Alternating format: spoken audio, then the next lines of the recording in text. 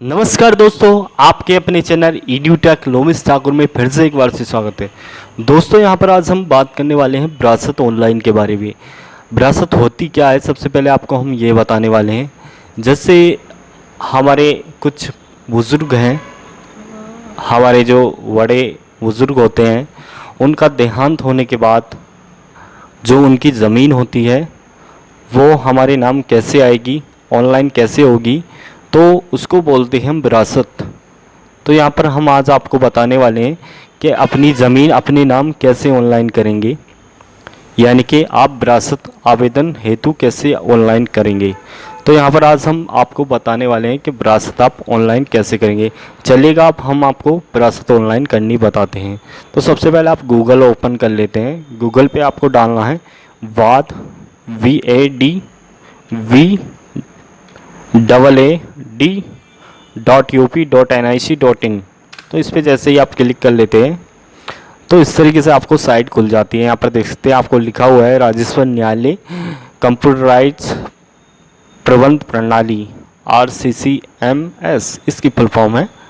तो यहाँ पर अब ये साइट चेंज कर दी गई है, पूरी साइट आपको चेंज कर दी गई है। यहाँ पर देख सकते हैं आपको सबसे पहले आपको मिलता है बाद सूची, इसमें आपको मिलती है दैनिक बाद तालिका, और आगे मिलेगा आपको बाद खोज विधि, इस पे आपको मिलेगी विरासत हेतु आवेदन की जानकारी। हम आपको एक इम्पोर्टेंट और चीज़ बता दें कि आपको विरासत ऑनलाइन करने से पहले क्या क्या चीज़ें चाहिए। आपको चाहिए अपना एक आधार कार्ड, और आपको चाहिए विरासत। ये देख सकते हैं, ऐसी विरासत आपको चाहिए, यानी कि अपना खाता आपको चाहिए, आपकी ज़मीन की खाता संख्या यानी कि खसरा संख्या। आगे जब हम ऑनलाइन करेंगे तो वहाँ पर आपको गाटा संख्या मांगेंगे। तो वो गाटा संख्या क्या होती है, यहाँ पर देख सकते हैं आपको लिखा हुआ है खसरा संख्या, इसको हम गाटा संख्या बोलते हैं। इस तरीके से देख सकते हैं आपको लिखा हुआ है जैसे कि खसरा संख्या, यहाँ पर देख सकते 23K, तो ये आपको गाटा संख्या बोलते हैं। तो चलिएगा, अब हम आपको बताते हैं। यहाँ से आप बाद खोज पर आप कर लेंगे, यहाँ से आप अपनी विरासत को स्थिति जानेंगे, ठीक है। उसके बाद आपको आ जाते हैं न्यायालय आदेश पे, इसमें वाद संख्या होती है आपकी। चले हम सीधे आपको पॉइंट पे ले जाते हैं। यहाँ पर देख सकते हैं आपको ऑनलाइन आवेदन पे क्लिक कर देंगे। ऑनलाइन आवेदन पर क्लिक करने के बाद यहाँ पर देख सकते हैं आपको लिखा हुआ है उत्तराधिकारी विरासत ऑनलाइन। आपको ऑनलाइन करने के लिए आपको एक मोबाइल नंबर होना अनिवार्य है, जिसमें आपको एक OTP आएगा। यहाँ पर देख सकते हैं जैसे ही आप ऑनलाइन करेंगे इस तरीके से, तो यहाँ पर आपको मोबाइल नंबर पर एक OTP भेज दिया जाएगा, तो वो यहाँ पर डालना होगा आपको। उसके बाद यहाँ पर कैप्चा भर देंगे और उसके बाद लॉगिन हो जाते हैं। इस तरीके से आप लॉगिन हो जाएंगे, इस तरीके से पेज खुल जाता है। यहाँ पर आपको भाग नंबर 4 यानी कि आपको 4 यूनिट दी जाएंगी, ये आपको चारों को फॉलो करना होगा।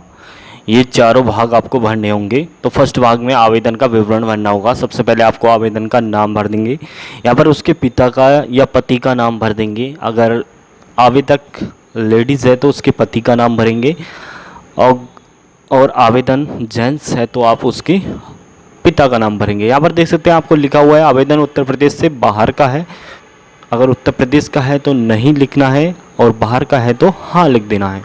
उसके बाद नेक्स्ट ऑप्शन पे आ जाते हैं आपको 1.4 पर। इसमें आपको लिखना है आधार नंबर, अपना आधार नंबर। उसके बाद नेक्स्ट ऑप्शन पे आप आते हैं तो यहाँ पर देखेंगे आपको लिखा हुआ है आपको भरना होगा 1.5 पर मोबाइल नंबर, अपना एक मोबाइल नंबर यहाँ पर भर देंगे। उसके बाद नेक्स्ट ऑप्शन पे आ जाते हैं आपको विकल्पीय पे। आपको यहाँ पर भरना होगा अपना एक, आपको सबसे आप अपने मंडल का नाम भर देंगे। उसके बाद अपने जनपद का नाम भरेंगे, नीचे आ जाएंगे अपनी तहसील का नाम भर देंगे। उसके बाद आपको अपने पता भरना है जहाँ पर आप रहते हैं, यानी कि निवास, अपना स्थान भरना है। आप इस तरीके से लिख देंगे निवास डाल के उसका गांव का नाम लिख देंगे। और उसके बाद आपको करना होगा सुरक्षित। आपको नीचे भी 3 ऑप्शन दे दिए गए हैं।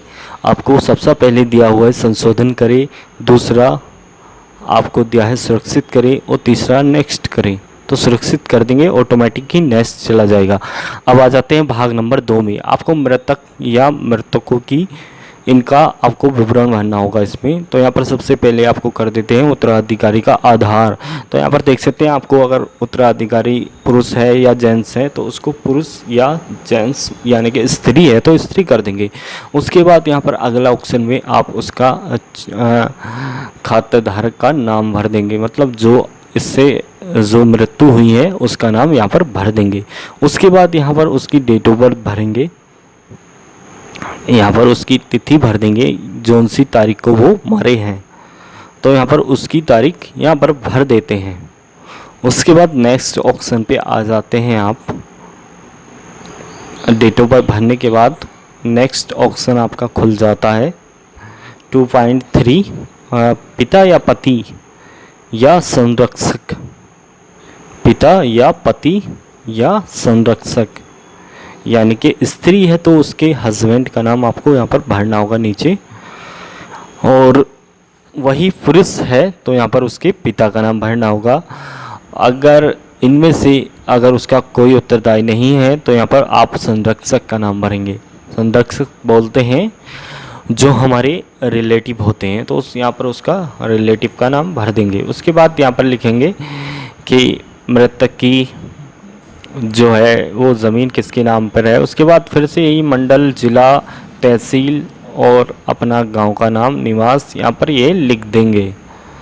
उसके बाद यहाँ पर अपना मोबाइल नंबर भर देंगे। आधार नंबर कोई ज़रूरी नहीं है भरना, अगर हो तो भर सकते हैं। उसके बाद सुरक्षित कर देंगे, आप डाटा को सुरक्षित कर देंगे। उसके बाद आप नेक्स्ट ऑप्शन पे आ जाएंगे भाग नंबर 3 पर। भाग नंबर 3 में आपको भरना होगा खातेदारक जो मृत्यु हुई है उनके गाटरों की संख्या, यानी कि उनके भूखंडों की संख्या। तो यहाँ पर अपना वही मंडल चूज़ कर लेंगे, ज़िला करेंगे, तहसील और परगना। उसके बाद नेक्स्ट ऑप्शन पे अपने ग्राम का नाम भर देंगे। आप देख सकते हैं यहाँ पर, जैसे मैंने आपको शुरू में बताया था, खसरा या खतौनी पे से आपको बताया था, यहाँ पर देख सकते हैं अब आ गया है आपका भूखंडों की संख्या। यहाँ पर बहुत सारे जो है हमारे कमेंट्स करते हैं कि सर भूखंड क्या होता है। ये भूखंड होता है आपका जो खाता खतौनी होती है उस पर एक संख्या लिखी हुई होती है, खसरा संख्या। तो उसमें जितने भी गाटे होते हैं, यानी जितनी जगह भी खसरा संख्या लिखी होती है वही यहाँ पर भरनी होती है। जैसे आपको लिखी हुई है 5, यानी कि आपकी 5 जगह आपकी ज़मीन है तो यहाँ पर 5 लिख देंगे। उसके बाद उसकी एक गाटर संख्या होती है, ऐसे जैसे कि 25 ए इस तरीके से लिखी होती है, या 365 ए। तो यहाँ पर उसके बाद खाता खतौनी की संख्या चूज़ कर लेते हैं, यानी कि उसका नाम देख लेते हैं, जो मृतक था उसका नाम यहाँ से सेलेक्ट कर लेते हैं। उसके बाद आपको नेक्स्ट इसी तरीके से 5 के 5 हम भूखंडों की संख्या यहाँ पर गाटर संख्या डालते जाते हैं। इसी तरीके से जैसे अभी हमने फर्स्ट करनी बताई आपको, उसी तरीके से आप सारी की सारी यहाँ पर गाटर संख्या भर देंगे। उसके बाद नेक्स्ट ऑप्शन पे आएंगे आप। उसी तरीके से आपको यहाँ पर सारे के सारे इस तरीके से आपके 1 2 3 4 5 इसी तरीके से आपके सारे यहाँ पर जुड़ते चले जाते हैं गाटर संख्या। और यहाँ पर उसका क्षेत्रफल, खाता खतौनी संख्या, या अगर आपको गलत हो जाता है ये गाटा संख्या तो यहाँ पर उसको हटाने का भी ऑप्शन है, यानी कि डिलीट करने का भी ऑप्शन इधर दिया हुआ है साइड में लाल सा। उसके बाद ये सब सारे हो जाने के बाद आपको भाग नंबर 4 में जाएंगे। भाग नंबर 4 में आपको क्या होता है, पहले इसे एक बार सुरक्षित कर देंगे। इस तरीके से सारा डिटेल आपको शो हो गई होगी। 5 के 5 गाटर संख्या आपकी यहाँ पर शो हो गई है। उसके बाद नेक्स्ट ऑप्शन पे आप आ जाते हैं। यहाँ पर देख सकते हैं आपको लिखी हुई है विरासत की संख्या, यानी कि विरासतों की संख्या, यानी कि जितने भी हमारे जो विरासतों का विवरण, यानी कि जो भी हमारे जितने भी इसमें नाम ऐड करने हैं उनका नाम यहाँ पर डालते जाएंगे। इसी तरीके से उनका नाम डालेंगे। फर्स्ट में उनका नाम डालेंगे, सेकंड में उनके पिता या पति का नाम डाल देंगे। उसके बाद यहाँ पर उसका हस्बैंड का या पति का नाम यहाँ पर डाल देंगे। उसके बाद यहाँ पर उसकी विरासत की उम्र, विरासती की उम्र, यहाँ पर उसकी उम्र डालेंगे। उसके बाद नेक्स्ट ऑप्शन पे आ जाते हैं। आपको यहाँ पर लिखा हुआ है खातेदारक से संबंध, खाताधारक से। इस तरीके से आपके सारे जुड़ जाते हैं।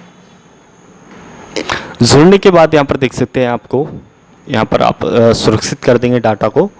अगर आपको कुछ गलत हो जाता है, यहाँ पर संशोधन का भी ऑप्शन दिया हुआ है, उससे संशोधन कर लेंगे, उसे सुरक्षित कर देंगे। डाटा को 2 बार सुरक्षित करना होता है। इस तरीके से आपकी संख्या यहाँ पर आ जाती है।